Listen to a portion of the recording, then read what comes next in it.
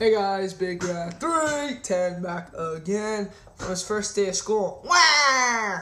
Flute.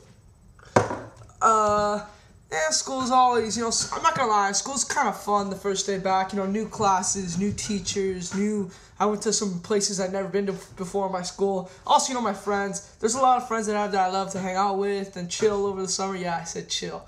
Comment and get blocked, because that's how I am, and blocking people sometimes okay. Just kidding. But there's also those friends that, you like the guy, he's a good friend of yours, but you don't really hang out with him.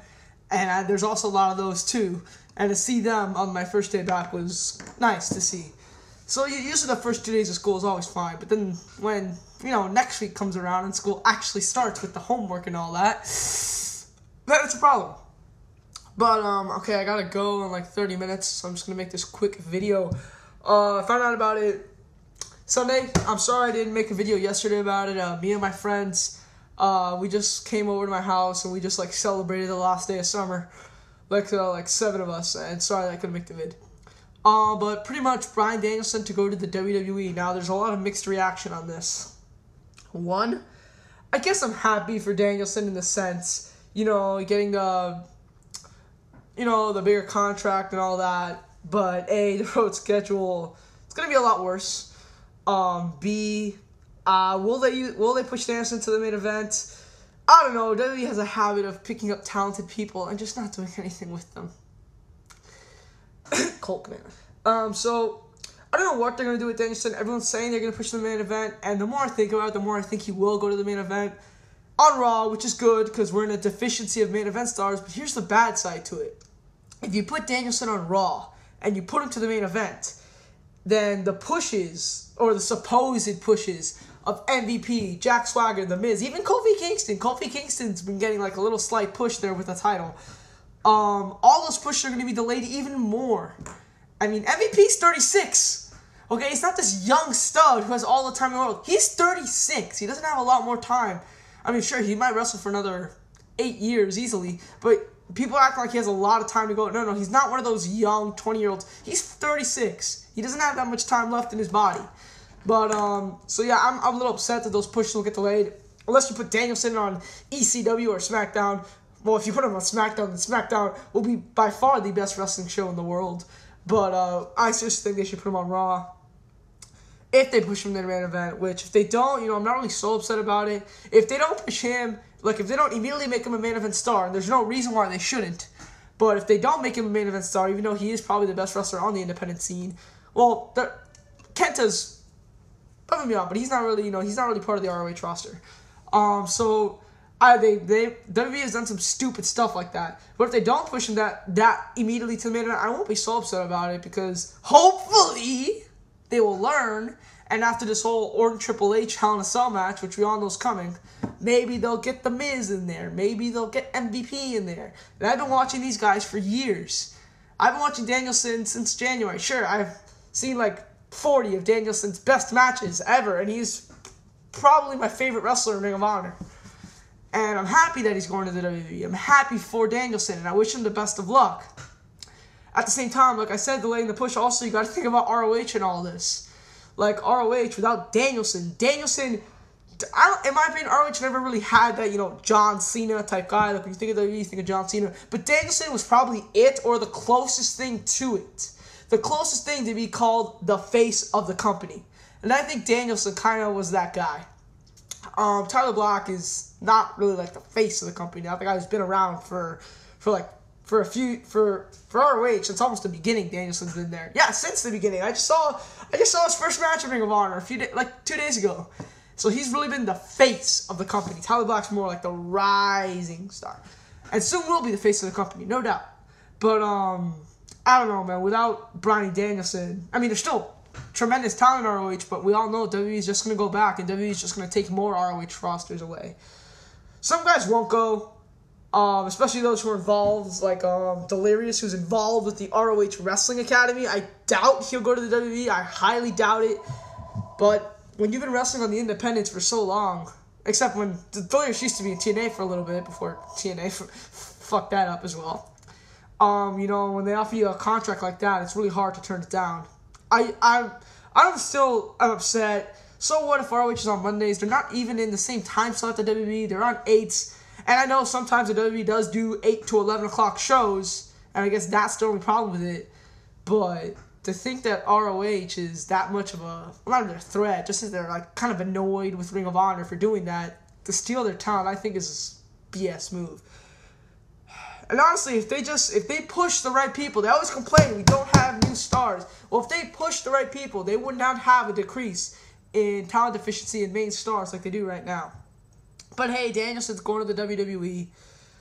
I really can't say if they're gonna use him right. I really don't know if they'll push Danielson to the main event immediately. And Danielson, for those of you who don't know, Danielson was in WWE for a little bit. I think he was in a trial match. I don't know if he had like a developmental contract. There's a match on YouTube, Bryan Danielson versus John Cena. I've seen it. It was like on Velocity. I don't know if that was I don't know if Danielson was under contract then, or if that was just a trial match. But he's been here before, and they did not use him right. And that match was in 2000. I don't want to say it was. He wrote a comment on that YouTube page in 2007. So I don't know when that match was. It was like in 2004, 2003, I think. Yeah, it was 2004. That's when Cena had the Chain Gang rapper gimmick, and Danielson wasn't really in the.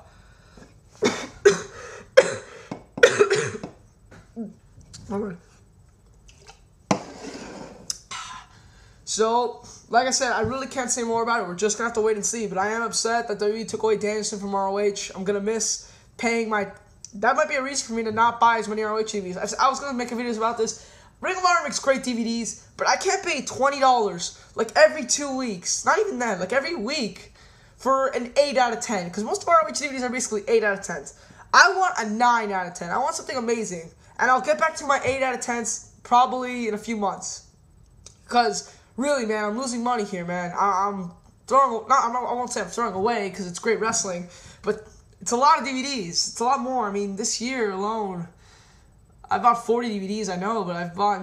Since the 7th anniversary shows when the good DVDs start, I've bought 1, 2, 3, 4, 5, 6, 7, 8, 9 ROH DVDs. That's like $120. Well, of course, with sales, which I bought them all during sales, it's probably only $100. Still $100.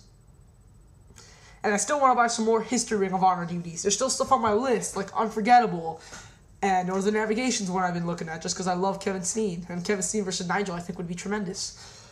There's a lot more that I want to get. I'm tired of getting 8 out of 10s. I want, like, from now on the next DVD, I want it to be, like, amazing. A 9 out of 10, if you will. And, with Bryan Danielson off the show, it's very hard to get a 9 out of 10. Very hard. Like I said, I really hope Danielson does well. I hope that WWE won't delay the pushes. That's my biggest fear, that they'll delay the pushes of the young stars on the show. Hey, and if he goes to SmackDown, John Morrison, Dolph Ziggler, say goodbye to your pushes. So please, for God's sake, WWE, use him right.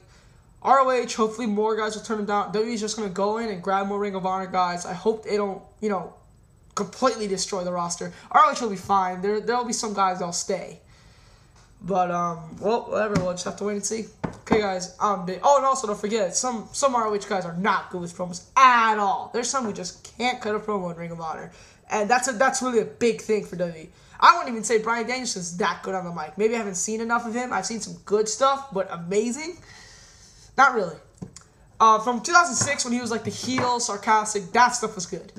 But like I said, promos are really big for WWE, so I don't know if they'll completely raid their roster because of that. Okay, I'm Big Red. 3, 10. Nah, guys. See ya. Good God, I can't forget again. Link to the side, Undertaker010. This guy is a very, and I mean very smart shooter. I've been talking to him on Skype recently. His videos are great. He incorporates comedy into them here and there. Talks a lot about the wrestling business. He's good friends with, he's part of the Creative Wrestler League. So if you're subscribed to Monoxide or Black Cat Feline, Undertaker010 is pretty much the same as both of those. Pretty much the same mentality. His intro is badass, and I mean badass. Probably the best intro on YouTube in my opinion. And honestly, a really, really, really smart wrestling fan. He created the TNA challenge, which I know I gave Black Cat Feline credit for doing that for WWE vs. TNA, but in reality, all the people who saw my WWE vs. TNA videos, Undertaker010 was the mastermind behind all of that, and I didn't give him credit for that, and I apologize.